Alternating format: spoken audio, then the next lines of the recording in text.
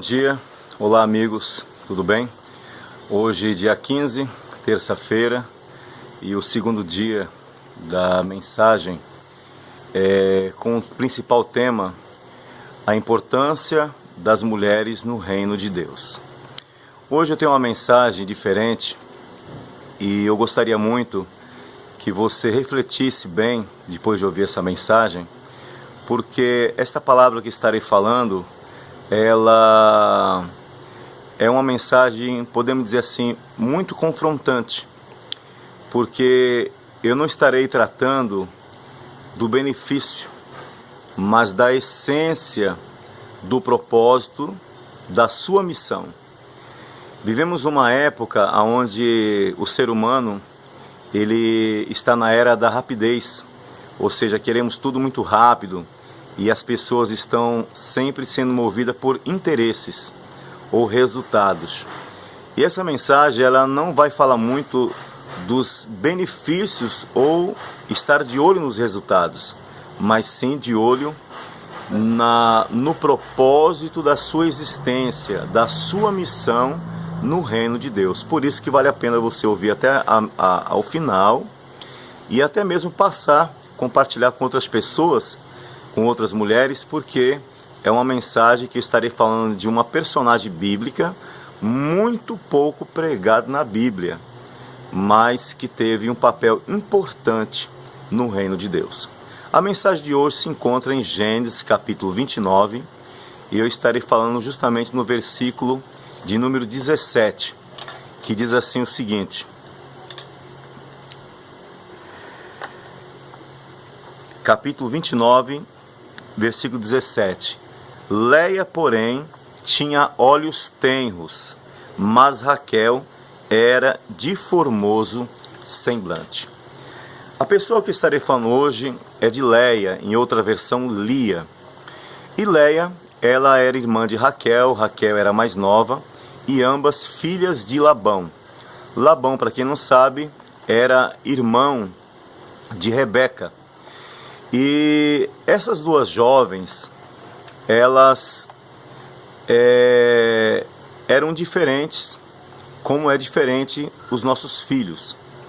E nesta época, Jacó, ele havia fugido do seu irmão, porque Jacó, o próprio nome fala, enganador, ou suplantador, e isso tem a ver muito com o nascimento, porque nasceu pegado ao calcanhar do seu irmão, porque ele era um filho gêmeos de Esaú. E nós observamos que os nomes dados aos filhos naquela época era muito relacionado ao acontecimento do momento que os pais estavam vivendo, ou alguma coisa que tinha uma certa conotação à situação do momento, ou seja, da própria criança. Mas não é isso o tema da mensagem. O fato é que Jacó, ele tinha fugido e foi parar na casa do seu tio Labão, e lá, chegando nas localidades, ele teve um encontro com Raquel. E logo que ele viu Raquel, a filha mais nova, ele se apaixonou por Raquel. E passado o tempo, ele quis casar-se com ela, e isso pareceu muito bom aos olhos de Labão.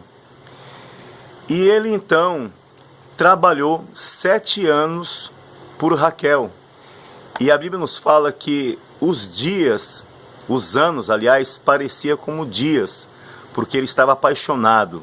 É interessante isso, né? Quando você está apaixonado, né, por uma jovem, você pretende casar com ela, parece que o tempo de espera de 2, 3 anos é comparado como se fosse dias. Você não observa o tempo que passa porque você está apaixonado.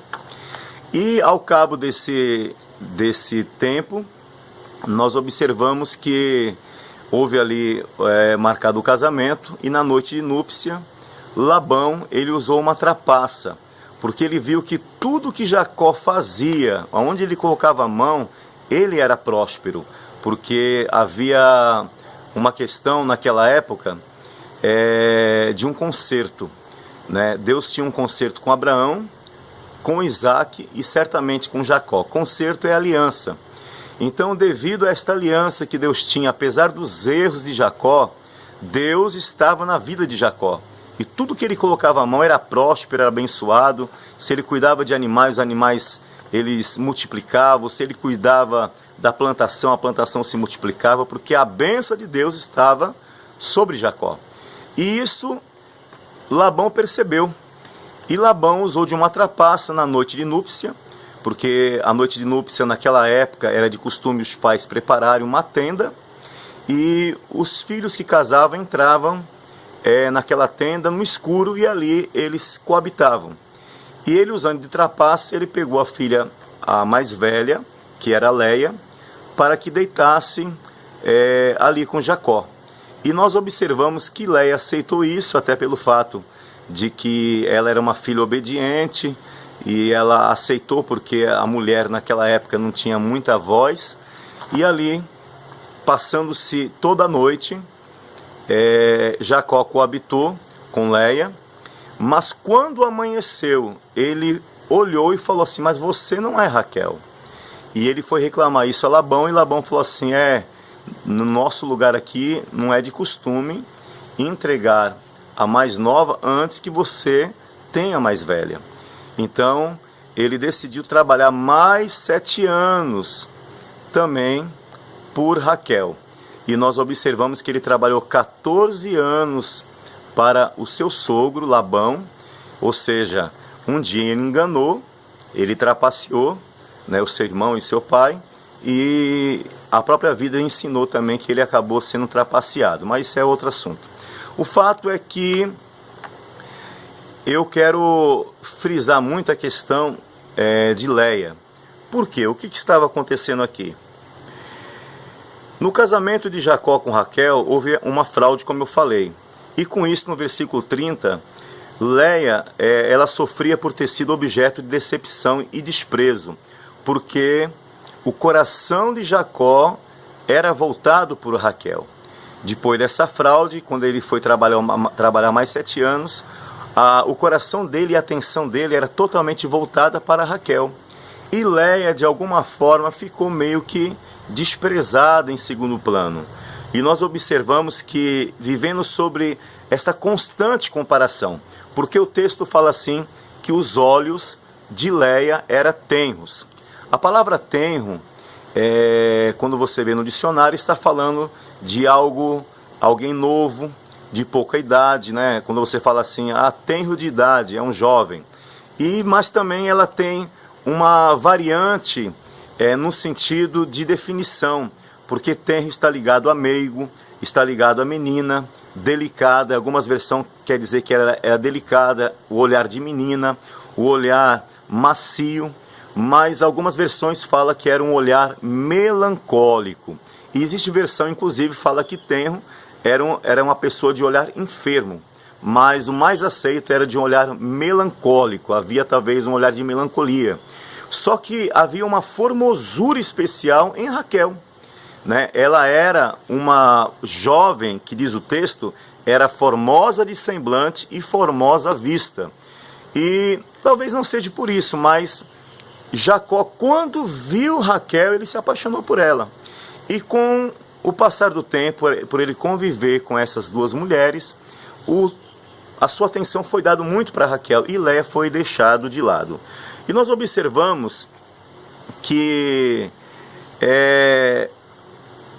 diante dessa situação, porém, ela não estava escondida no olhar e no cuidado de Deus. Ela vivia em constante comparação, porque eu começo a imaginar que ela sempre pensava, se eu fosse como Raquel, se eu tivesse a beleza de Raquel. E ela se esforçava de todas as formas para ter a atenção do seu marido, não conseguia. Então nós observamos que nesse período ainda havia um problema em questão de gestação em Raquel. Parece que isso aconteceu nas 3 mulheres do patriarca, né? O patriarca Abraão, Sara, tinha um problema de esterilidade. Mesma coisa também aconteceu com Rebeca. A Bíblia fala assim que Isaac orou incessantemente por Rebeca. E também aconteceu também com Jacó a respeito de Raquel, a mulher que ele amava. Então nós observamos que nesse interim, Leia era fértil e parece que ela usou essa questão para conquistar o coração do seu marido. Ou seja, como eu falei no início da mensagem, não esteja de olho nos benefícios, mas esteja de olho na missão, no propósito da sua existência. De repente você está vivendo uma situação de comparação, não somente em questão, até pelo fato, não estou querendo dizer, essa época era uma época de bigamia, não era aprovado por Deus, mas era tolerado, e era uma questão de cultura, de costume da época. Mas de repente você vive uma questão de comparação no seu trabalho, na profissão que você tem, na igreja em que você está. De repente se dá muita atenção para uma companheira, né, de trabalho, e é muito falado, muito mencionado o nome de outra pessoa e o seu não é mencionado. De repente no meio da família, dar-se muita atenção a uma outra pessoa, uma prima, uma irmã, e parece que você é um pouco deixado de lado. Mas eu quero lhe convidar a você não fixar o seu coração nisso. Esteja de olho na missão que Deus tem com você. É como falei, Jacó não estava com o olhar fixo em Leia, mas Deus estava com o olhar sobre ela. Então parece que ela usou a questão da sua fertilidade para tentar conquistar o coração do seu marido. E nós observamos que ela presumiu isso, né? Ela fazer de tudo para conquistar o seu marido. E ela teve um filho e colocou o nome do primeiro filho de Rubens. E Rubens significa eis um filho. Ou seja, quando ela teve Rubens, ela falou assim, eu vou dar um nome, como eu falei, o nome dado aos filhos era relacionado ao momento, à situação que vivia. Então o nome desse primeiro filho será Rubens. Ou seja, eis aqui Jacó, um filho. Como se um filho fosse conquistar o coração do marido. E isso não adiantava, porque o coração de Jacó estava sobre Raquel. Então, na tentativa ainda de conquistar o marido, ela teve o segundo filho e foi dado o nome de Simeão, que significa ouvindo. Ou seja, certamente Deus está ouvindo o meu clamor, está ouvindo a minha oração. E eu tive esse segundo filho, e o nome desse segundo filho é Simeão, né? Ou seja, o Senhor ouviu que eu era aborrecida, e me deu também a este, conforme o versículo 33. Mas isso também não conquistou o coração ali de Jacó. Na sua tentativa, ela teve o terceiro filho, no versículo 34, e o nome se chamou Levi. E a palavra Levi significa junto. Nessa intensa necessidade de ser amada, ela falou, agora desta vez ajuntará o meu marido comigo, ou seja, estará junto. Então o nome de Levi será junto, ele vai estar junto comigo. Mas nessa tentativa, mais uma vez, ela não conseguiu chamar a atenção do seu marido, porque o olhar dele, desde o início, quando ele viu Raquel, ele se apaixonou e ele amava Raquel. Muito bem. Nesta tentativa, né, desses três filhos, que era Rubem, Simeão e também Levi, ela talvez não observou que ela estava dando início às tribos da nação de Israel, porque justamente as 12 tribos são justamente esses, né, que é Rubens, que é a tribo de Simeão, a tribo de Levi. Mas nós observamos que é muito importante frisar, você tem ideia de como foi difícil para Leia, no começo, ao casar-se na sua noite de núpcia? Como eu falei, era uma tenda escura, e durante aquela noite toda, ela ouvia o nome Raquel. Quando ela estava ali no momento de estava coabitando com Jacó, aquela noite de núpcia, só se ouvia Jacó falar, ô Raquel, ô Raquel, ô Raquel. Mas isso foi difícil, né? E não somente nesse momento, mas também na convivência. Só que, ao que parece, Leia desejava algo que nunca teve: conquistar o amor do seu marido. Essa mensagem não significa especificamente isso, mas de repente conquistar alguma coisa que você não está conseguindo, a atenção da sua família, a atenção, de repente, do seu patrão, que ele dá valor para outros funcionários, mas não dá valor para você. Você quer conquistar, de repente, a atenção na comunidade que você convive, parece que nada dá certo. Então você está de olho, de repente, de que seu nome seja mencionado, de que seu nome esteja no primeiro da lista. E Deus está de olho em você para outros propósitos. É como eu disse no começo, não esteja de olho nos benefícios, mas na missão.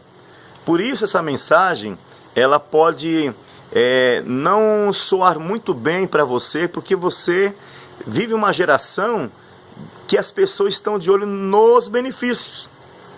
E eu quero lhe chamar a atenção de você estar de olho na missão que você tem nesta terra. O que Deus tem através de você. Qual é o propósito da sua existência. Para que você nasceu.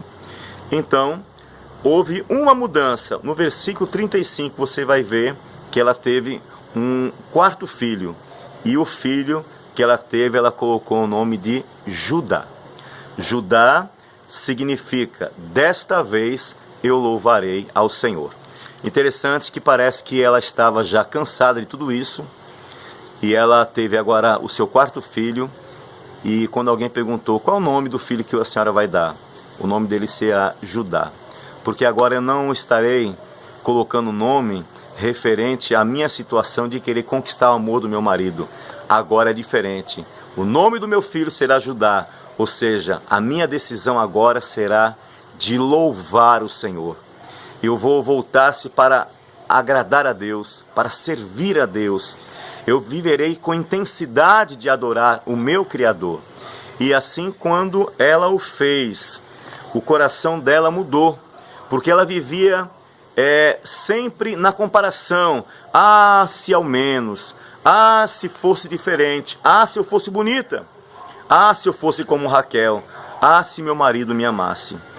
A sua identidade, ela permaneceu inalterada enquanto ela falava, ah, se fosse diferente. Mas quando ela adotou a atitude de louvor a Deus, de adorar ao Senhor, ela se abriu-se para Deus e Deus lhe deu então uma nova identidade. Ela passou a se tornar a mãe do fundador da tribo de Judá. Lembra? Ou seja, Jesus nasceu da tribo de Judá. Quando você fala, ele é o leão da tribo de Judá.